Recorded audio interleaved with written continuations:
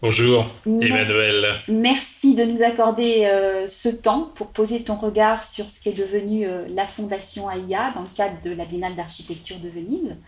Alors, le thème, comment vivrons-nous ensemble demain? J'ai envie de te poser la question, comment allons-nous? Comment vas-tu?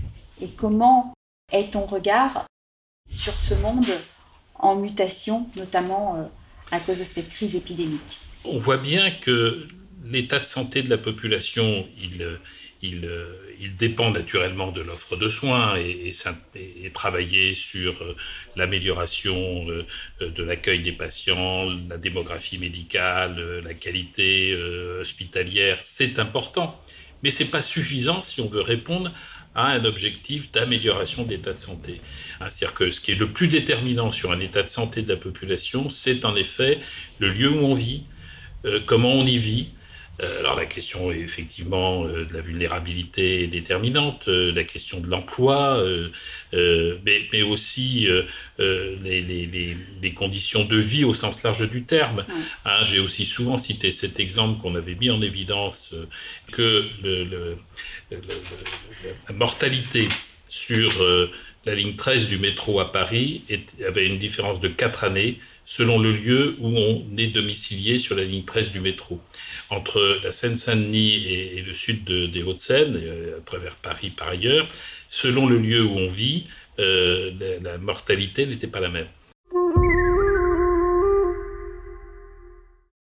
Comment vois-tu les choses pour travailler encore plus, je dirais, élus, citoyens, acteurs de la construction et de la conception, dans cet objectif de santé et de bien-être qui interroge ces déterminants de santé?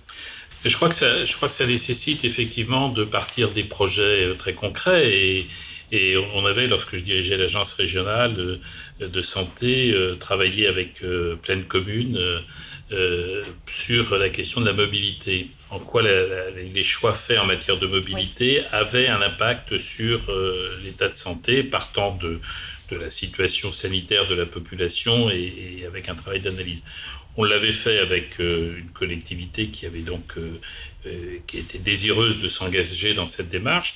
Je crois que ça ne va pas de soi pour une collectivité, ça ne va pas de soi pour un décideur, car on effet des contraintes, qu'il y a des contraintes de calendrier, qu'il y a des contraintes Bien financières, sûr, de planning. enfin, bon, ou même d'ailleurs qui n'est pas nécessairement sensibilisé. C'est-à-dire, je répète, je vais faire tel bâtiment, je vais construire tel quartier de logement. Comment j'intègre la question de l'état de santé de la population? Parce qu'en fait, on a quand même, parce que bon, on ne part pas de rien, mais c'est vrai qu'on a quand même des normes qui existent, qui sont réglementaires. Mais on voit bien que c'est pas uniquement ce type de critère qui est totalement déterminant.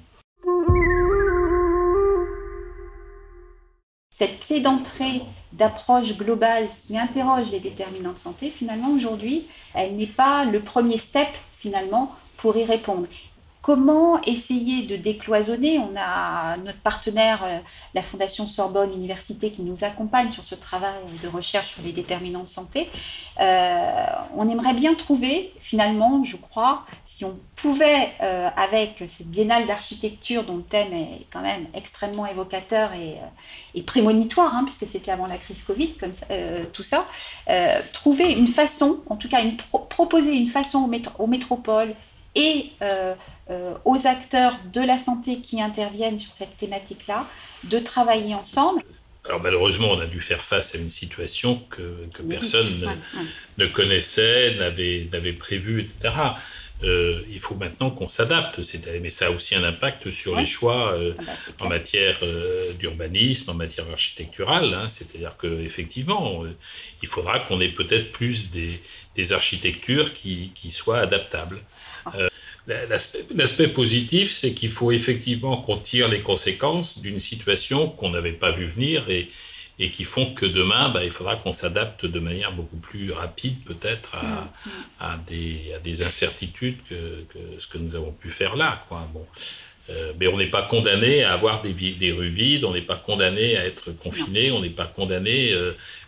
on est vraisemblablement condamné à avoir d'autres crises sanitaires, mais on ne peut pas les identifier aujourd'hui, quoi. Merci beaucoup Claude, de ce regard. Merci pour cet échange aussi. Et puis, belle exposition à tous.